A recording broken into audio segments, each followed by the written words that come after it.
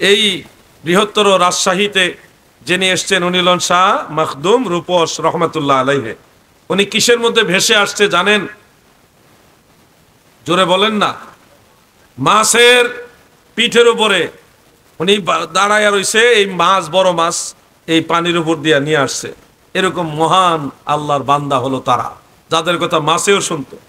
এমন অলি আল্লাহ বাংলাদেশে, ভারতে এসছে, যারা পাথরের উপরে ভাসতে ভাসতে সাগর দিয়ে আসছে। আমি একটা পাথর দেখে আসছি এতে, চট্টগ্রামের আনোয়ারা থানায়। সেখানে হযরত শাহ মোহসেন আউলিয়া রহমতুল্লাহ আলাই, ওনার মাজার জিয়ারতে গিয়ে দেখে একটা পাথর স্পেশালি সংরক্ষণ করা, এবং পাথরটা ব্যতিক্রম, দেখতে অন্য পাথরের মতো না, স্পেশাল। এবং জিজ্ঞাসা করলাম এই পাথর কেন? কয় বাবা মোহসেন উনি আরব দেশ থেকে এই বঙ্গোপসাগর, এই সাগর, আরব সাগর, ভারত মহাসাগর, এই বঙ্গোপসাগর দিয়া এই পাথর উপর দাঁড়ায়া ভাসতে ভাসতে বাংলাদেশে আসছে।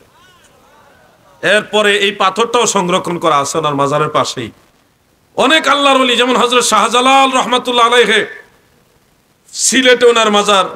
তিনি সুরমা নদী পার হয়েছেন, একটা জায়নামাজ বিছাইয়া ওর মধ্যে দাঁড়াইছে, জায়নামাজ নৌকার মতো ভাসতে ভাসতে নদী পার করে দিছে। সুবহানাল্লাহ বলেন। এরকম অনেক আল্লাহর ওলি আছে। সৈয়দ শাহ মুস্তফা বাগদাদি রহমাতুল্লাহ আলাইহি, মৌলভী বাজার ওনার মাজার। তিনি কি করলেন? ইসলামের দাওয়াত দিতে গিয়ে বিধর্মীদের বাধার শিকার হইলেন। ইসলামের শত্রুদের কর্তৃক বাধার শিকার হওয়ার পরে সৈয়দ শাহ মুস্তফা উলাদে রাসূল, তিনি নবী বংশধর, তিনি একটা বাঘ তাকে ডাক দিলেন, এদিকে আসো। বাঘ আল্লাহর ওলির ডাকে তিনার কাছে আসলেন। তিনি লাফ দিয়ে বাঘের উপর উঠলেন। উঠে লম্বা এক সাপ, সেই সাপকে চাবুক বানাইয়া তিনি যখন বললেন সামনে গাও, হাজার হাজার কাফের মুশরিক ইসলামের শত্রু সামনে, তাদেরকে সামনে রেখে একাই সৈয়দ শাহ মুস্তফা বাঘের উপর সওয়ার হয়ে লম্বা সাপকে চাবুক বানাইয়া এইভাবে যখন ঘোরানো শুরু করছে, কাফেররা মুশরিকরা দেখলো, ওরে বাবা রে, বাঘের উপরে সওয়ার হয়ে কি আসতেছে, যাকে বাঘেও বহন করে, এই লোকের সাথে যুদ্ধ করে পারবো না। তখন সবাই ডরে ভাগছে। বিনা যুদ্ধে আল্লাহর ওলি সেখানে ইসলাম প্রচার করছে। এগুলি আজকালকার যুবকরা শুনলে মনে করবে আজগুবি কথা, কিন্তু এটা সত্য।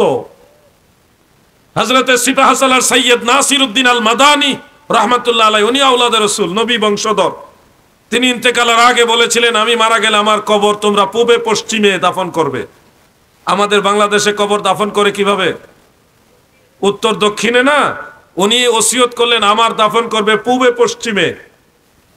ওনার মাজার হলো হবিগঞ্জ জেলায়, চুনারুঘাট থানায়, চুনারুঘাট থানায়, হবিগঞ্জ জেলা, মোরার মধ্যে ওনার মাজার। লোকেরা, উনি ইন্তেকালের পরে বললেন ওনার ওসিয়ত মানা যাবে না, এটা শরীয়ত বিরোধী ওসিয়ত। এই জন্য ওনাকে উত্তরে দক্ষিণে দাফন করলেন। দাফন করে দোয়া করে 40 কদম দূরেও যেতে পারে নাই, মুহূর্তের মধ্যে মাজার ঘুরে অটোমেটিক পূবে পশ্চিমে হয়ে গেছে। এখনো সেই মাজার পূবে পশ্চিমে। এগুলি কাল্পনিক কথা নয়, তোমরা যাচাই বাছাই করো। সুলতানুল হিন্দ হযরত খাজা গরিবে নওয়াজ মঈনুদ্দিন চিশতি রহমতুল্লাহ আলাইহি ফিতরাস ওযু করার পানি দেয় না। আরব দেশের পাশাপাশি ওই সাইডটা রাজস্থান, আজমির শরীফ, ওযু করার পানি দেয় না বিদায় পানির খুব সংকট, পানি নাই। আমাদের বাংলাদেশের মতো এত নদী নাই, ওদিকে নদী নাই। অনেক কষ্ট করে কুয়া খনন করে পানি তুলতে হয়, না হয় জলাশয় থেকে পানি নিতে হয়। পানি দেয় না বিদায় খাজা গরিবে নওয়াজ খাদেমকে বললেন, তুমি যাও আনার সাগরে গিয়ে আমার এই ঘটিতে 1 ঘটি পানি নিয়ে আসো। রাত্রেবেলায় চুপচাপ ঘটির মধ্যে 1 ঘটি পানি নিয়ে আসছে। সকালবেলা দেখে পুরা আনার সাগর শুকাই গেছে, পানি নাই।